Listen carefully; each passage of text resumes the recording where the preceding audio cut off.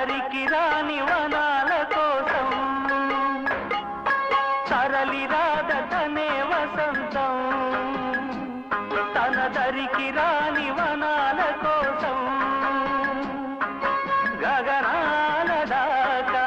అలసాగకుంటే మేఘాల రాగం ఇలా చేరుకోదా తరలి రాదతనే వసంతం తన దరికి రాని వనాల కోసం